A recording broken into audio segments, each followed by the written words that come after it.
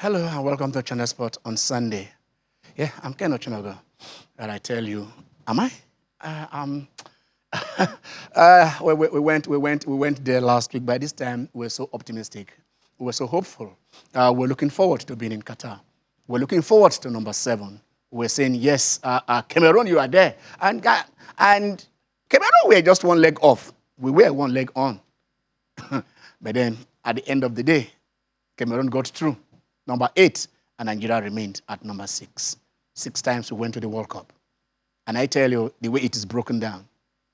94, 98, 2002. We went 3 in a row. 2006, we said, let us rest. 2010, 2014, 2018, we went. Of course. 2022, we are resting. So it is 3 go, 1 down. And I tell you, it wasn't easy. Psychologically, somebody has to psych himself out of it.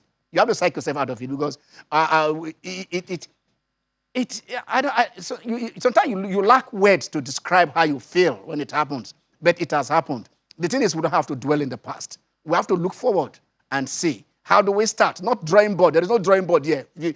Whether it is proverbial, whether it is virtual, whether it is concrete, there is no drawing board here. There has to go back to the basics. No drawing board. Let us know there's no drawing board. What are you drawing? Let us go back to the basics. That is what we want to do here. And then, where do we start from? Do we clean out? Do we clean out the organs table? How do we go? Basically, these are the things we need to ask ourselves because these are the pertinent questions that need to be asked. And there are no 2 ways about it. It has not been okay. Things have not been okay. The league has not been okay. In 2014, in 2018, we shut down the league because of the World Cup.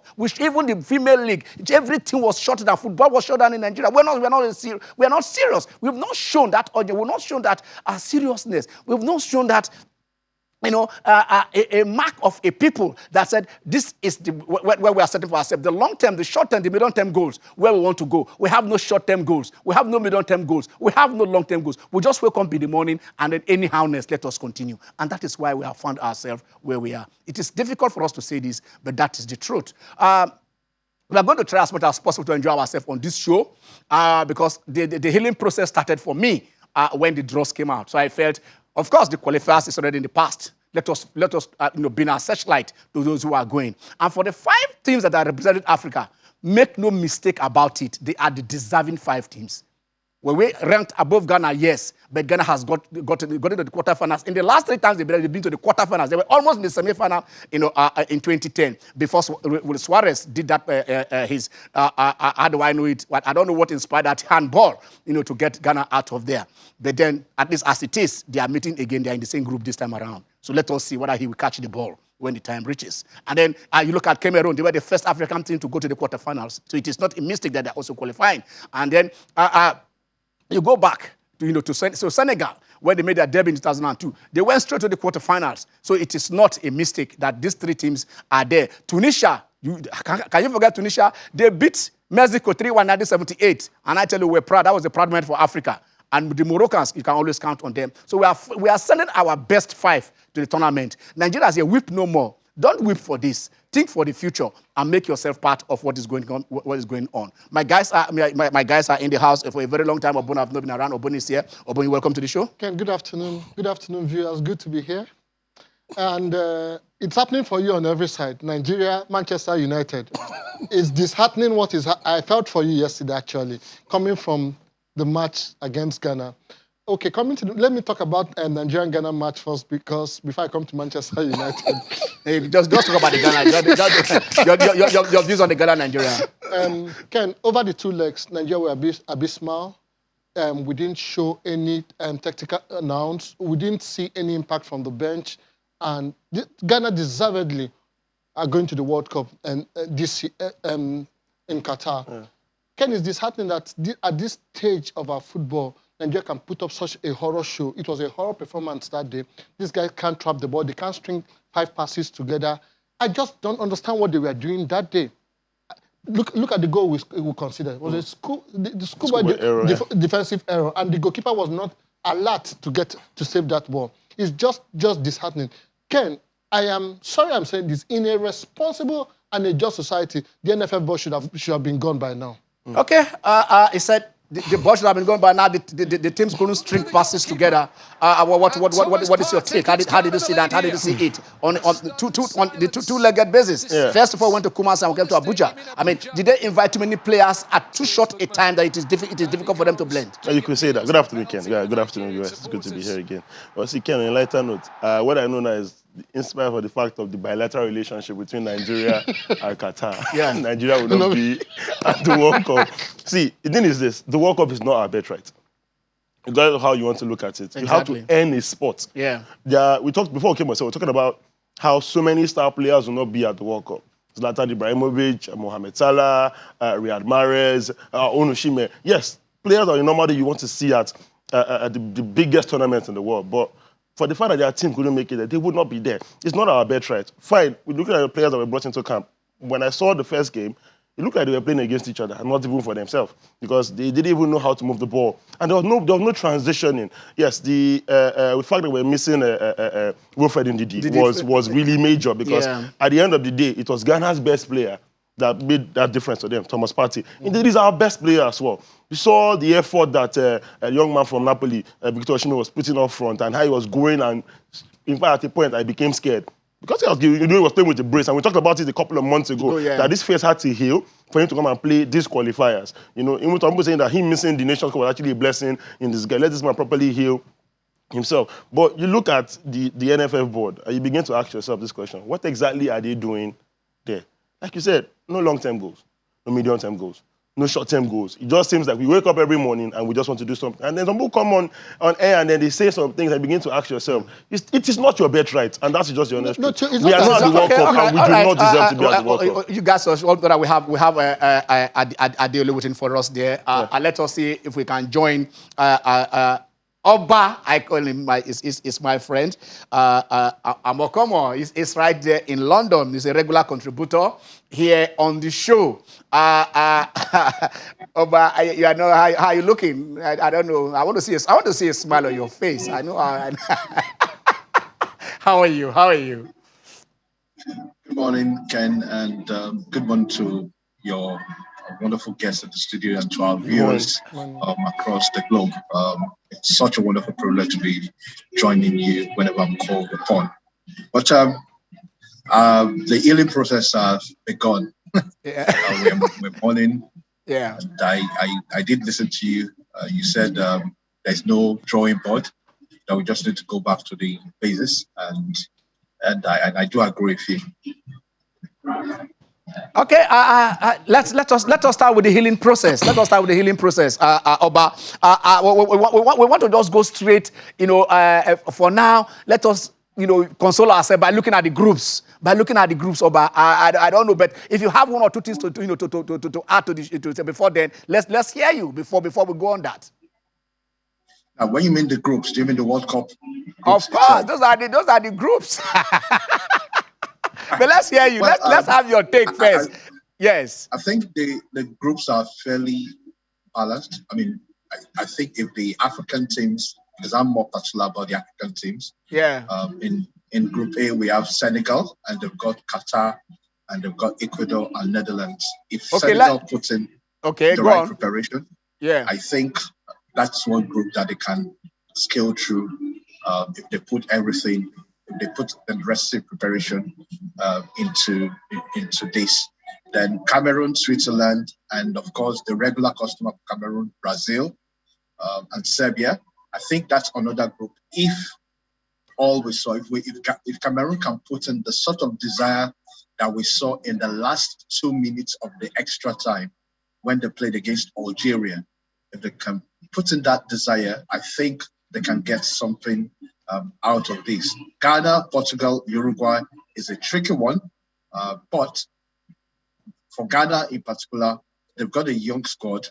They've got nothing to lose. They should just go there and have fun. But you never can tell. It's the World Cup, and Ghana may use this opportunity as a springboard to start rising again. Morocco in Group F, they've got Belgium, they've got Canada, they've got Croatia. It's a very tough group. Canada should not be taken for granted. I've been monitoring Canada for the last 2 years, And the manager of that team has done a job gradually of building the team. So it's not going to be easy for Morocco, in my opinion. But as we all know, anything can happen in football. So I think on the base of balance, the pairings, particularly for the African team, aren't that bad, in my opinion. Okay, I still, because together with our guys in the house, I still want us to look at these groups, just like what you are saying. In Group A, like you said, we have Qatar, we have Ecuador, we have Senegal, and we have Netherlands. I think on paper, we were saying the Netherlands are going to come out. Yes. On paper. But like we said, last in the last World Cup, some big teams like Germany didn't come out. Didn't come out of the group. You understand? Ecuador did relatively well during the qualifiers. Of course, because we all follow them. Qatar is the host. So in this group, if you look at them, of course, you can always count on the South American teams. So which of them do you think will come out of this group? In Group A, yes. I'm tipping Senegal. Okay. Without a shadow of doubt. And Netherlands. And the Netherlands. Okay, let me ask them in the house. He says he's tipping Senegal and Netherlands. I go with the same combination to Senegal and Netherlands. Okay. Theo? Well, it's obvious, but I expect 1 or 2 tricky matches in that group. But then again, Senegal and Netherlands. All right. Yeah. Okay. I know you've gone through all the African groups, but let us now go group by group. Let us go to Group B, Oba. We have you are a dual nationalist. We have your England there, because since Nigeria is not going, one of your countries will be there. We have England, Iran, USA, and one of the playoffs that might include either Wales or Scotland that will be in that particular group. Is this a straight let us say England, just in England and any other? Or what's your take on Group B? Without a shadow of doubt, it's England. And I'll tell you this. Whilst Nigeria was playing, or before Nigeria played Ghana, I was at Wembley Stadium to cover the game between England and Ivory Coast. Ivory Coast being an African country, so that got my interest. Yeah. Okay, and I can tell you this English team are just getting better. They were totally dominant of the Ivorian team. Now, this was an Ivorian team that played France about 2 days before, and they got beaten by France narrowly by 2-1. 2-1. But in that particular game, England was totally dominant. And I'm thinking Gareth Southgate have done an amazing job. So in that group, on the basis of what I saw, and on the basis of their current form, which a lot of us do see in the English Premier League, I think England is tipped to top that group. Then it's a case of England and any other, to be honest. Are you not seeing a repeat of 1950, where USA showed England how to play football? It's not impossible, but the probability of that happening is highly improbable, in my opinion. It's highly improbable because the United States of American team, it's fairly new. They're building as well too. So in terms of share quality and quality and experience, it's almost unthinkable to think that United States would beat this current England squad. I honestly doubt it. But again, as we all know, just as you rightly quoted, shockers do happen in football. Okay, let me ask you, Theo. We say Oba has been talking about England and Gareth Southgate. He's been there for long. We also saw Senegal, which I used to say over six years. Yeah, I mean, when you keep a manager that way, of course we kept through for that period, but when we weren't seeing the result. But in this case, the Senegalese have a Senegalese coach for 6 years. The English have an English coach for this world, taking them to the World Cup semi-final, taking them to the Euro Cup final. Are you saying, I mean, it is when you look back and pick at them and leave them there, let them make their mistakes and let them move on. What is your take on this? It's actually pretty simple. Look at Cameroon as well. Yes. Uruguay song. Yeah. He's played for the national team. He knows what it means to wear that jersey, to represent the colors of his national team.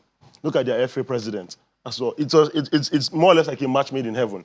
The odds were against Cameroon going into that second leg. Haven't lost the first leg. Haven't lost the first leg at home. Yeah. But that's the thing. Like Oba talked about it not too long ago. He said the last few minutes of the extra time, it's almost as if out of nowhere something pops up, and then you saw a reaction that took place.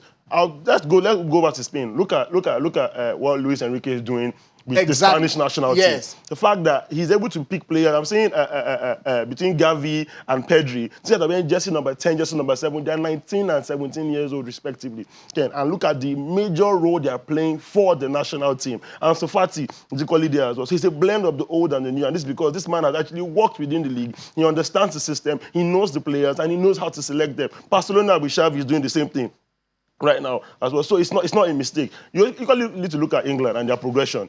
In 2018, they finished 4th at the World Cup. At the last Euro tournament, they finished second, albeit they were actually leading up until the fact that until Italy just turned everything around. So it's been a gradual progression for the English national team, and they've been able to take. They have the core of the team, but they've been able to make it been a blend. Some players go in, some players come out. So basically, for everyone position, you have like 4 or 5 players battling for that particular starting role in the English national team. So everybody has to sit tight. Gareth Southgate has played for the national team. He follows the league. He's English. He knows what is going on. He started as a youth under 20s. It's been about progression. Yes. See, himself and the players have progressed together. Now, okay, that's the thing. Yeah. Nothing actually happens by accident.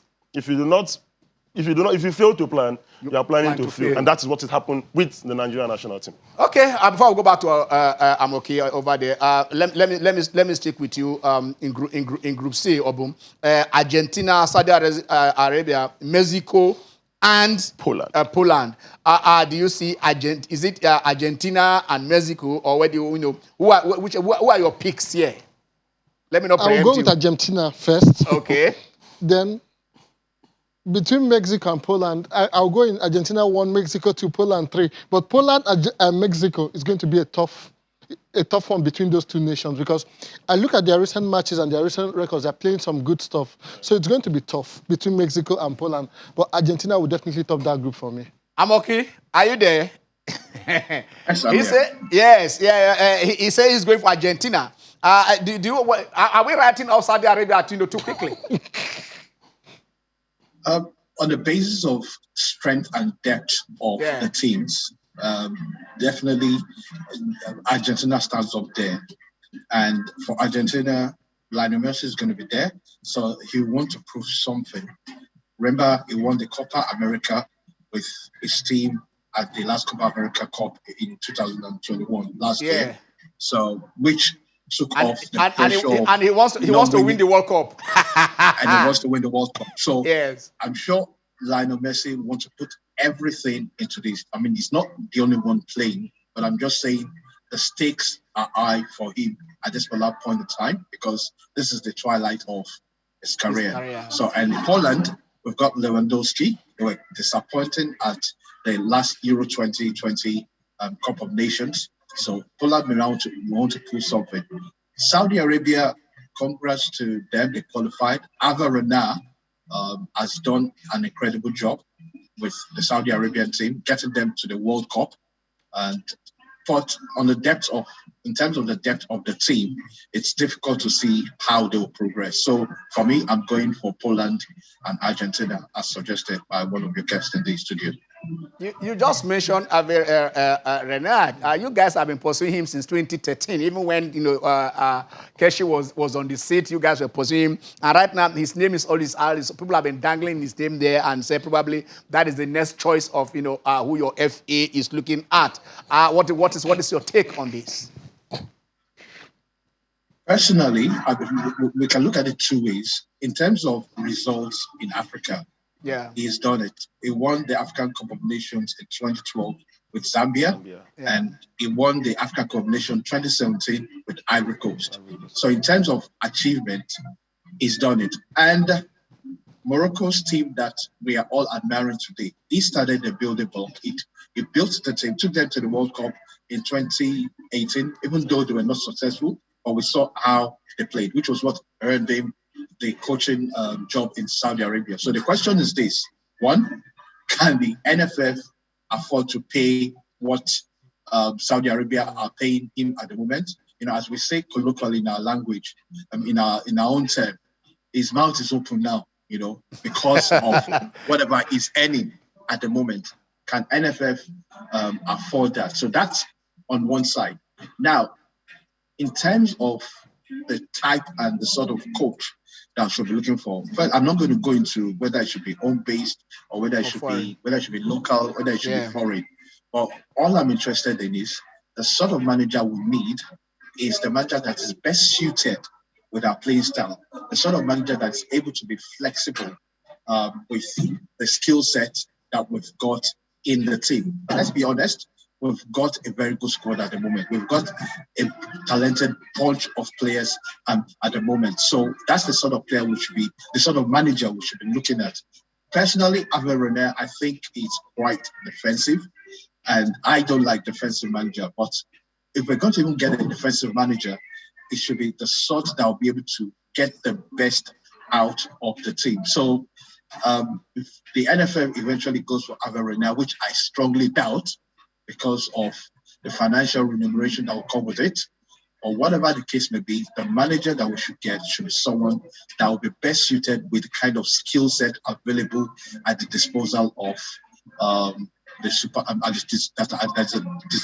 available at our disposal at this point in time. That's all I'm interested in. Get a very good look. Personally, I would prefer we go for a Dutch coach, if at all we want to go for it, because they have a way of getting players to play in different positions.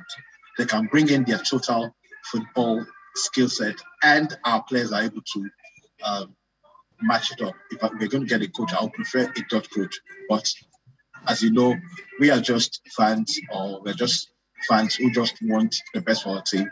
The decision does not lie in our hands. Okay, two things before we move on. First of all, you didn't say that in well. You didn't say, the way say it's in mouth don't open. That is how you say it. You don't understand? You know, I'm conscious of viewers that are watching. That of course, that is why you should give them the original version. And the second one, is it not very, very ironical that, you know, we all saying the Dutch coaches are so good, and here is the Dutch coaches, they have never won the World Cup for Netherlands. But when we'll go on a short break, when we'll come back, we shall speed up the dial and move on. It is Channel Sport on Sunday. You stay with us.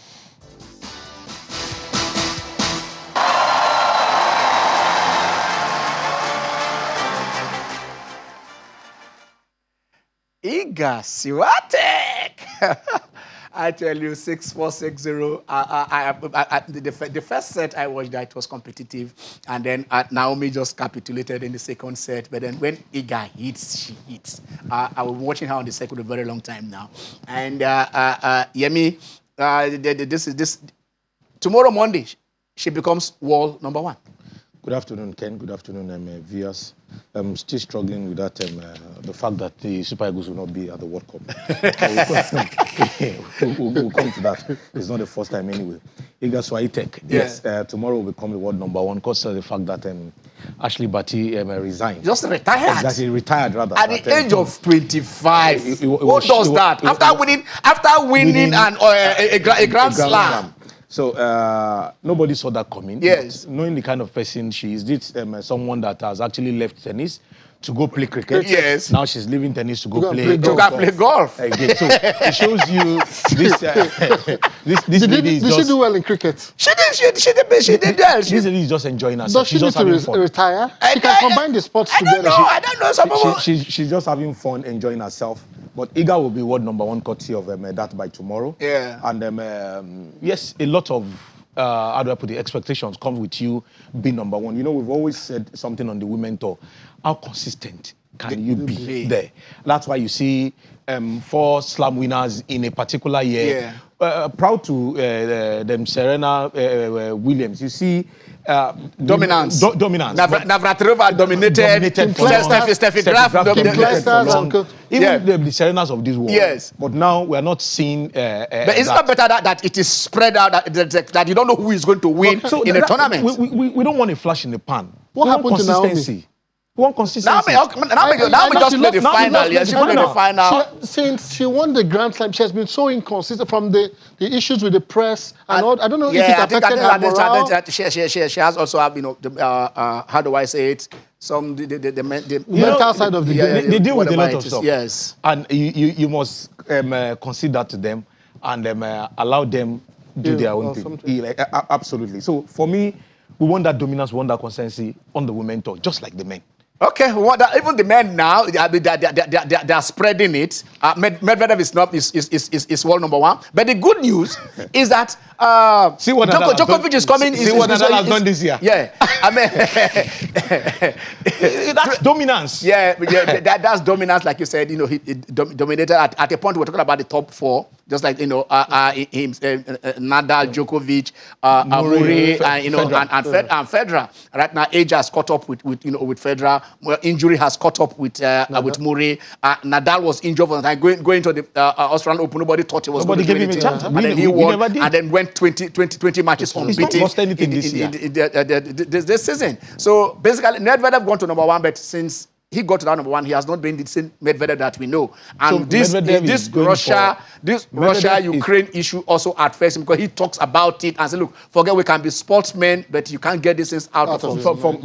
What we're hearing is that Medvedev might be out for the entire clay season, as he will be going for an hernia surgery. And he's at that and he's trying to manage it, but now it's time to go for the surgery. But the top four, and like you said, the good thing is that Djoko might be back for the clay season. And so I remember the epic final himself and another play last year, which he won. Absolutely. But let's see. And that thing that has cast a hinge of doubt on Nadal's achievement in 2022 is the fact that Djokovic has not been allowed to participate in those competitions. Now, Djokovic is back. All right, okay, gentlemen. Sorry, I'm being told that we are going to talk more football because we are being joined from London by Senator Orji Kalu. He was the former two-time governor of Abia State. He is the Senate Chief Whip. And then under him, we said something here in sport.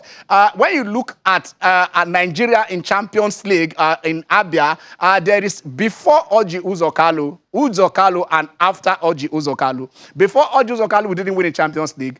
During Orji Kalu, they won it back to back. You can't take that regime back. And then after him, we have not won it. His Excellency, you're welcome to the program, sir. Thank you very much. But before we take another question from you, please just permit me to read this. This is what you wrote. What a sad night for all soccer lovers. It is high time the entire management of the Nigerian Football Federation is overhauled. In the past 5 years, we have exercised patience with incompetence that should ordinarily be the best, not just in Africa, but the world. The reality is that football is the same with science courses like medicine and engineering, where you can't cut corners. Otherwise, you produce quack and incompetent people. The federal government and Nigerians have, supported the NFF beyond measures. And since they can't give us the needed result, they should be sacked for a better and more tactical management. You wrote this right there on your Facebook page. Can you share this with us, what you mean by this particular statement, sir? When I was writing that, it was with anger, because I also know that the federal government cannot sack NFF. Okay. Because of penalties they need to pay by FIFA and all the rest of them. But I expected the gentlemen in NFF to quietly resign, because in 5 years, this is not football for me. Because we are passionate about this game. The round ladder is going very down in Nigeria, and I'm ashamed to see that where we're supposed to be in the last 5 years. Knowing Pinnick himself, I know Pinnick. I know the discussion I had with him before he became president of NFF, and I'm sorely disappointed in art of what they are doing today, because it's not what we bargained for. We ought to have a superior planning and strategy to be able to be on top. Look at Nigeria not qualifying for Qatar this year. I mean, it's unbelievable. I can't even believe it. I don't know how to believe it. It has happened, and we need to move further. Yes, I can see, because the first thing you said here was that you were pained when you wrote this. You wrote this under a kind of a cloud of disappointment that really happened there. What, in your own opinion, do you think we should do right now, in order for us not to face this same position again, probably in 4 years, in 4 years' time? Well, we're not developing football. We're not developing this game. There are a lot of things we are not doing right. The school sports, the budget and the Federal Ministry of Education for school sports is there, and nobody is doing the school sports. Nobody is planning for our local league. No, when I was governor, you know this very well, that Enyimba went very fast, and our stadium were taking almost 20,000 capacity in Aba when the new stadium I built in Aba. And it was a full capacity, and we had to put things outside where people can watch football. People used to come from Lagos, from Owerri, from Akwa Ibom, from Calabar to watch Enyimba. Is this the same story in Nigerian league today? We had a lot of competitions as a team in Enyimba, and you cannot see that today. What attention they're paying is just when it's 5 days or 1 week to the FIFA games, African Cup of Champions, African Cup of Nations, they just go and select players.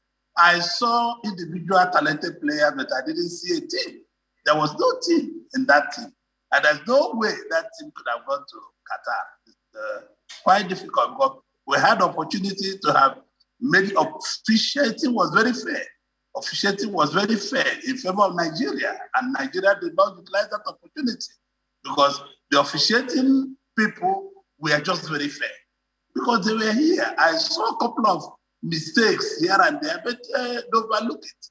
And you can see that the NFF have not worked very hard, and I don't know what they want to advert. 5 years, we are wasting 5 years. Nigeria did not come with African Cup of Nations, not win anything, we not qualify for World Cup, we are struggling, and this should not be Nigeria. Nigeria should be what is supposed to be in football, and I'm pained, honestly. I didn't want to talk to you just because Sheon made it possible and begged me. I didn't want to show my anger in public as it stands today. Okay. Let us go back. Let us go back to Enyimba.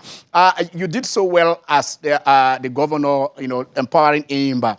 But after you left, probably Enyimba has not been the same. On hindsight, do you think you would have made provisions for Enyimba to be self-sufficient and not dependent on government after you have left? Because maybe probably those who would have succeeded will not have the same passion that you have in running the club.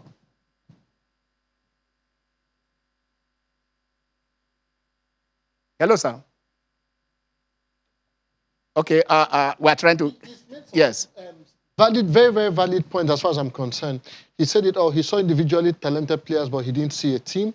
And he actually recorded what I said at the beginning of the show, that if there is any honor left in the management and board of NFF, all of them should have tendered their resignations by now and go, because they have not been able to make accurate and good decisions in the best interest of Nigerian football. I personally, I don't want to say we because I don't know what's on your mind, I expected so much from Amaju Pinnick when he became the NFF president, but he has not lived up to the expectation. I expect him to be gone by now. We need to assemble a team that have Nigeria at heart first, Nigeria football at heart. See what Samuel Eto'o is doing with Cameroonian football. Ken, I'm not saying this because I don't like him, but look at, he gathered Amunike, gathered Eguavon, gathered everybody. The coaching crew was over-bloated. The teams, I don't know how they got together to select this bunch of players. Some you are wondering, what are they doing on the field? these guys can't do the basics as little as passing, knocking football around. They can't just do it. Then you wonder, what were the coaching crew doing? What is their technical know-how? You couldn't even see any technical input from the bench in the course of the game. They were just doing there for them. Let me say, Ghana if Ghana would do well in the World Cup, they need to up their game because I didn't see them do too well over the 2 legs as well. So Ken, let me ask you this before we reconnect him. When we do that, we can go back.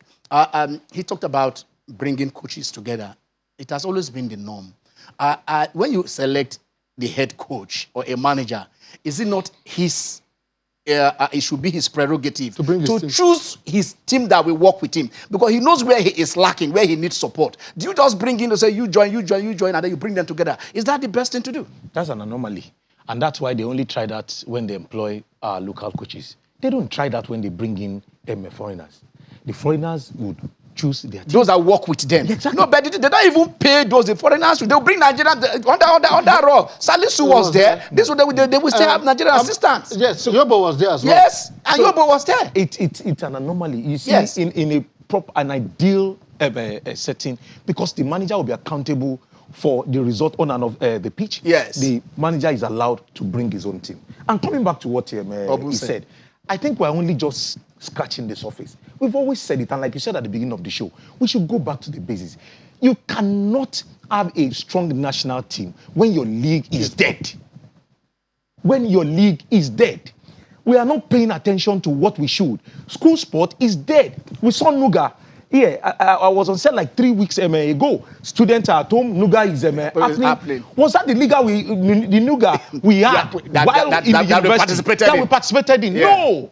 Everything has just gone awry. If we want to get it right, it goes beyond Super Eagles. But it goes beyond even the board of NFF. And I was even going to challenge, ask Senator Orji Kalu.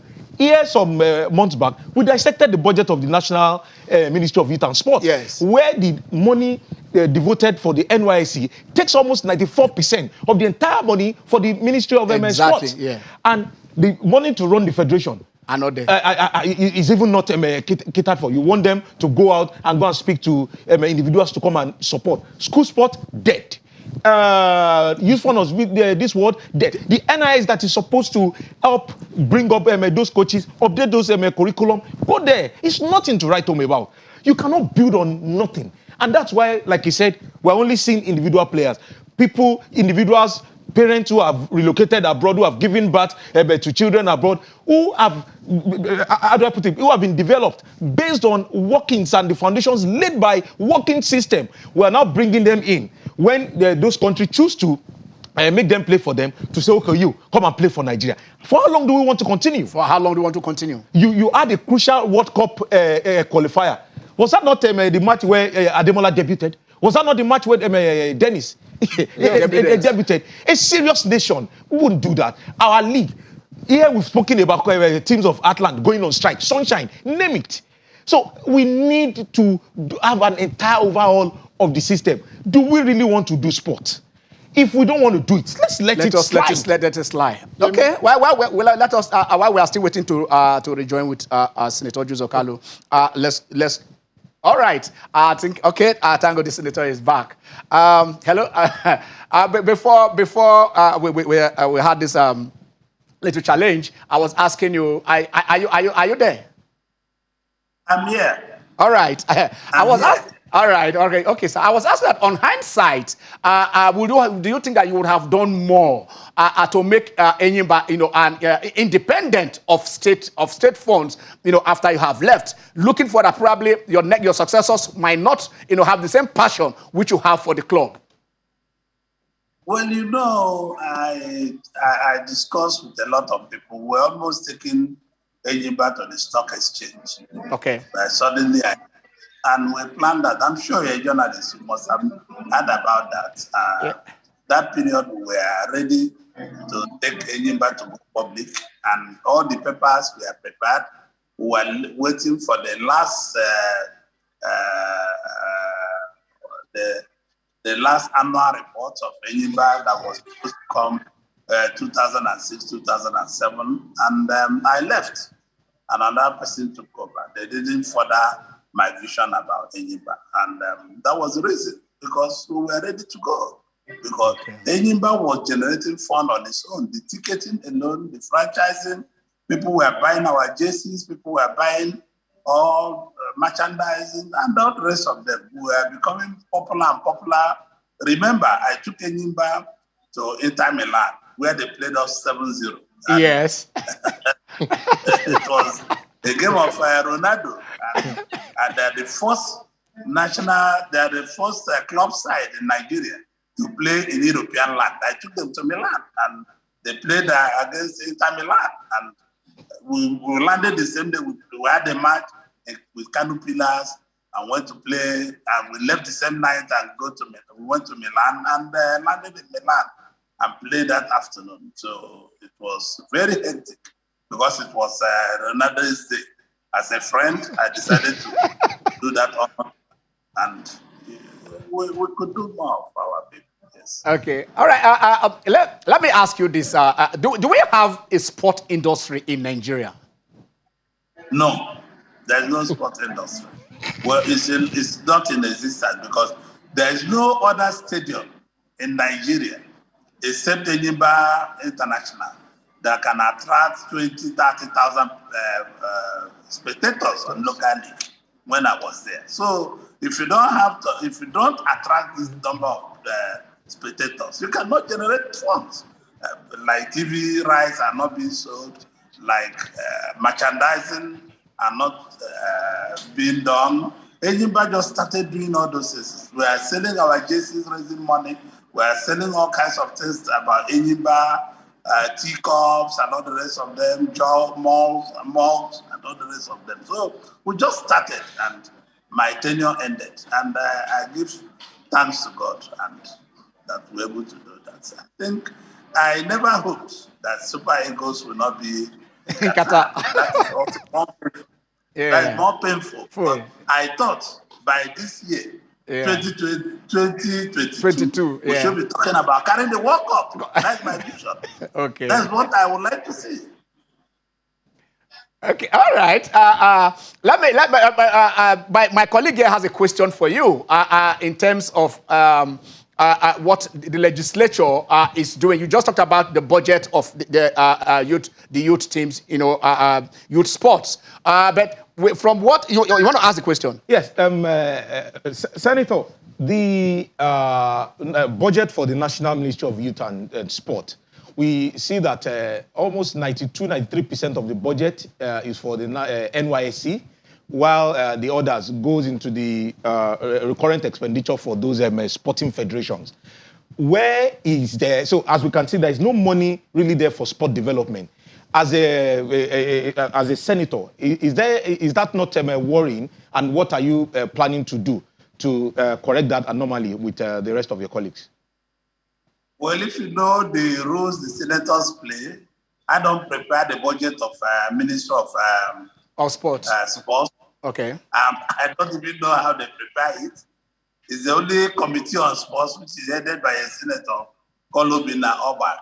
The Federal Ministry of Sports gets their budgeting requirements to the subcommittee, Senate Committee on Sports. So it's what you budget is what we handle. There's no way we can go and tell them, you must budget for Super Eagles, you must budget for this man. It's only the Honorable Minister who is very proactive. He's a good minister, Sunday Dare. I like him. He needs to do more. So it's only him can say what he wants in the budget that could be able to handle the requirements of sport. When I was governor, I was executive governor, and I signed with executive fiat. What can go to sports? I'm not the minister of sports, so I'm the wrong person to answer that question. I'm just a legislator. We appropriate on what is brought before National Assembly. We don't go out of that. We can amend, we can add, we can subtract. And like you have asked me now, in the next coming budget, if God give us good health and long life, I will be able to look towards, I will ask the chairman of sports to look through this question you have asked me. Okay. All right. We want to go on a very short break, Senator. We'll be right back and rejoin you.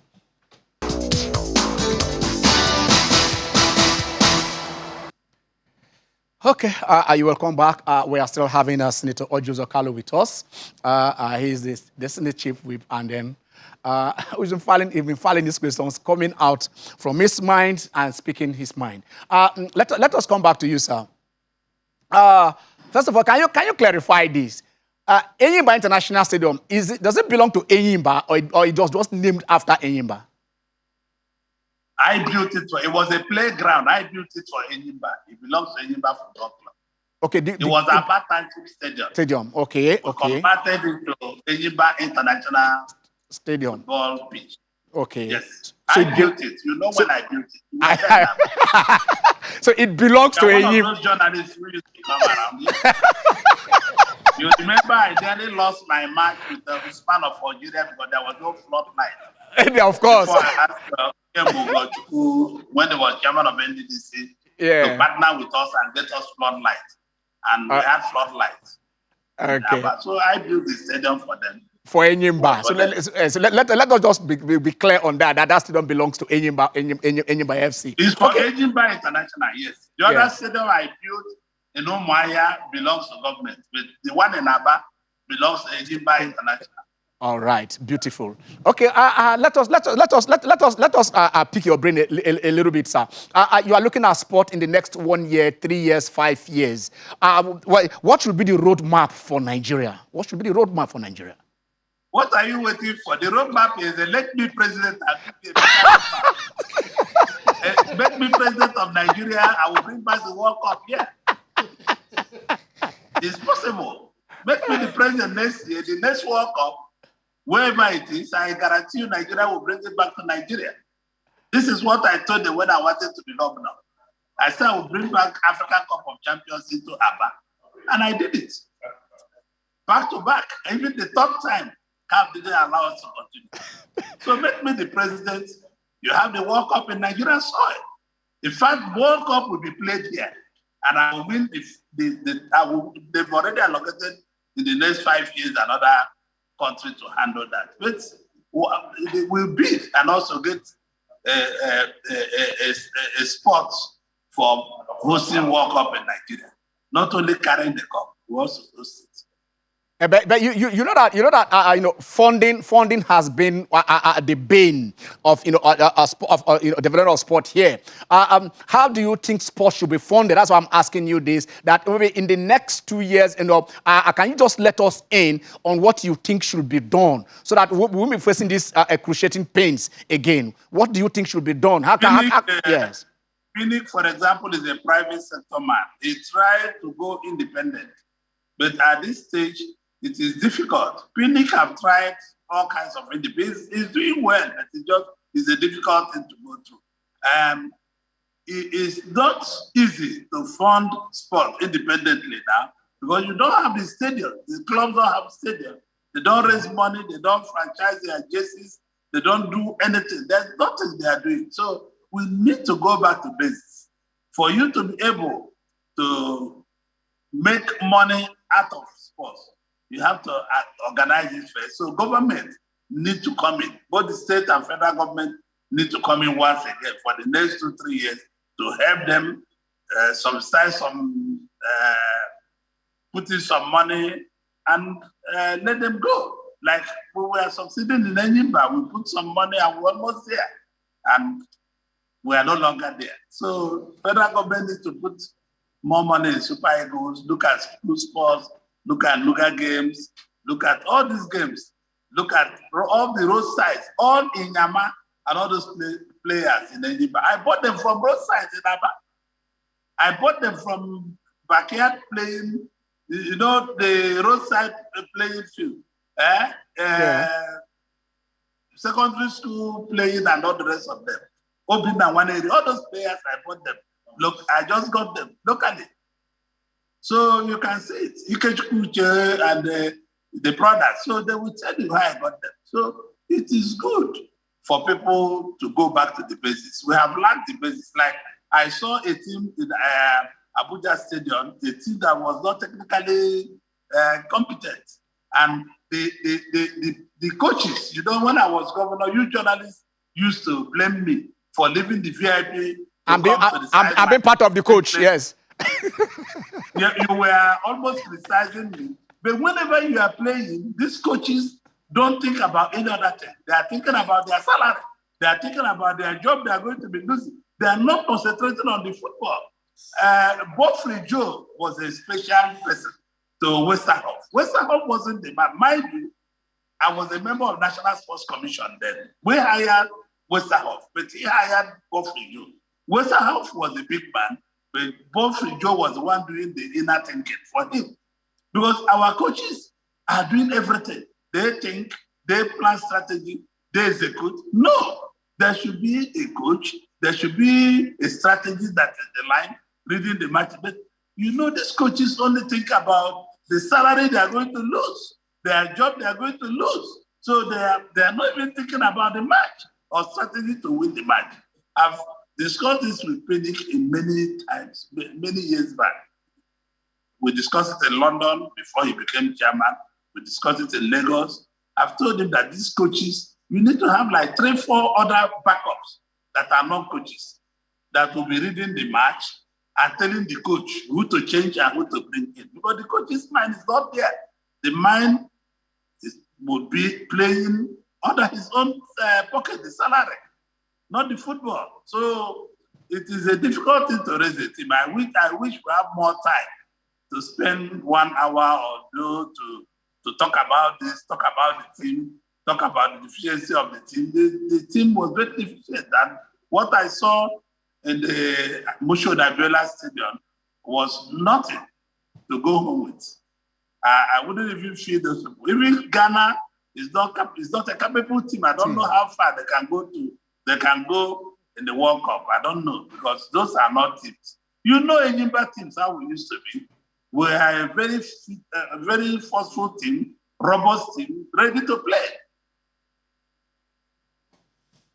I think we just have to say thank you very much, sir, for being part of this. And like you said, soon we shall have 1 hour. We shall bring you to our studio, and probably Nigerians will call you and ask you, Daisy, because you were part of sport in the past decade, and then we want to tap onto your experience and then what you have for us in stock. Thank you very much, sir. Thank you. All right. I would like to join you. Okay, we'll be looking forward to it. Okay, gentlemen, you heard him. He said it all. This Ghanaian team, the Ghanaian team we played against was not a very good team. Yeah. We were so poor that we couldn't beat that Ghanaian team. And over the 2 legs, let me be honest, Ghana deservedly are going to the World Cup. Okay, is Oba still there? So that we can also take him and maybe take 1 or 2 calls before the end of the show. Is Oba still okay? Let us see if we can get that. Let us, while we are waiting for him, let us go to Group E. Like we said, we have Spain, we have with team of the playoff, we have Germany, and then we have Japan. Spain won the World Cup in 2010, Germany in 2014. So both of them are there. Is this their group? Others just accompanying them. It's a World Cup. It's tricky, like the last World Cup. Yeah, we saw that Germany didn't even make it out of their group. Of their group. So, yeah. But they are building, and we can see what they're doing. Same with Spain, who are also doing so well. Japan too are no pushovers. So, like we said, it depends. It will boil down to who wants it more, really. Okay, let's see if we can get Amoki, if we can open the line so that we can take 1 or 2 calls.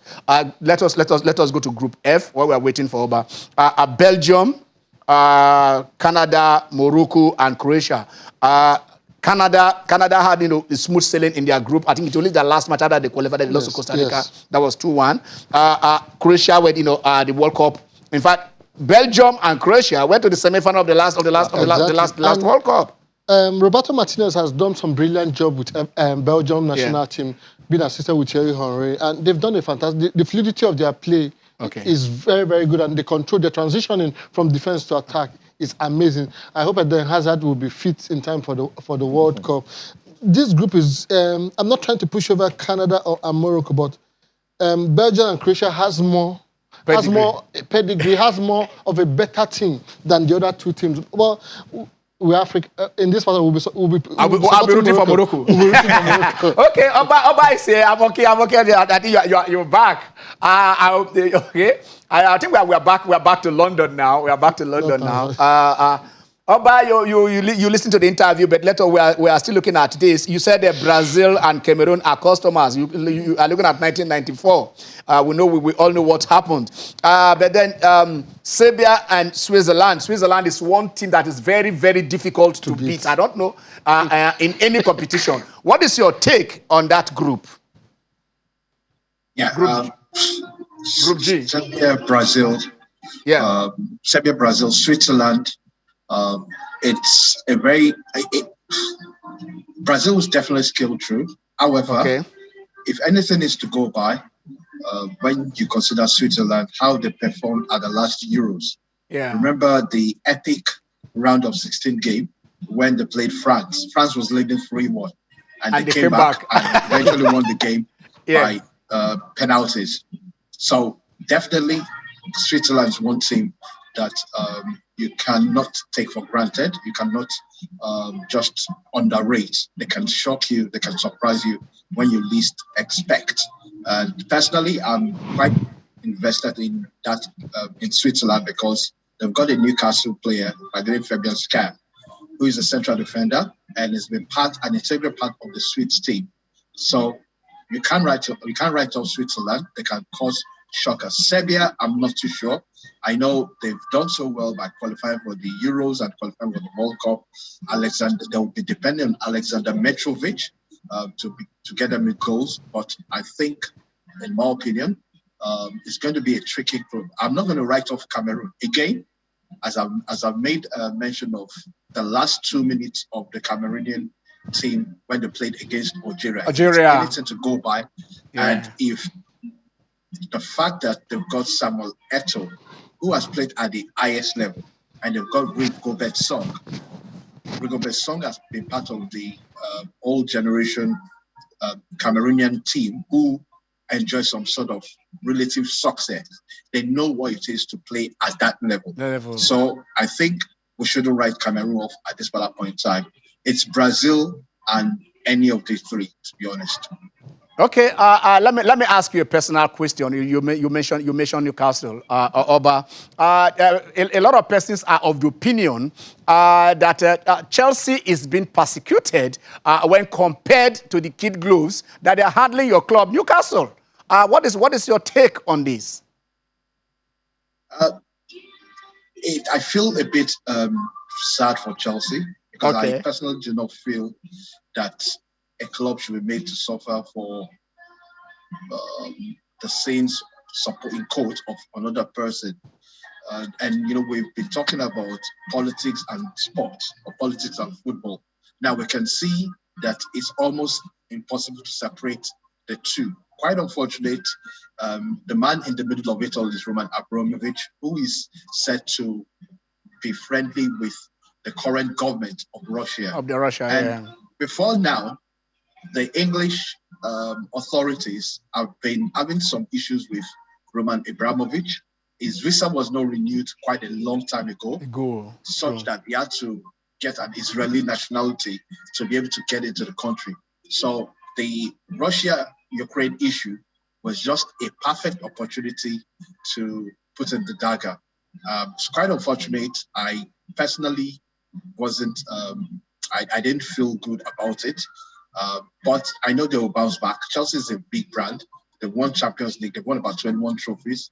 So any potential investor will be proud to associate themselves with Chelsea. So I think what they're going through, I feel it because we felt the heat in the wake of the Newcastle takeover. I remember. But hopefully things can be resolved pretty soon. But I think politics and sports, as we can see, cannot be separated.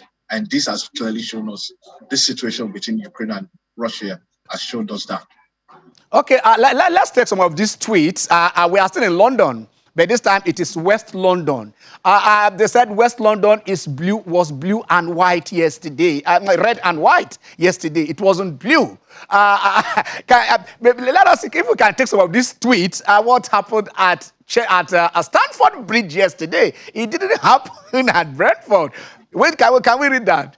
What have you just watched? West London is red and white. Okay, that's the Brentford National Brentford Football Club, their Twitter handle. Okay, all right. Who is your ultra football man of the match? Eriksen. He was brilliant yesterday. Yes. Coming in from whatever. I saw that game. I thought the coach made a mistake in that game. A first win over Chelsea since 1939. Wow. Wow. Are we world champions now? After defeating the champions. After defeating the world champions. I think that is how we are going to end it. Can you let us have your last words on what happened at West London yesterday?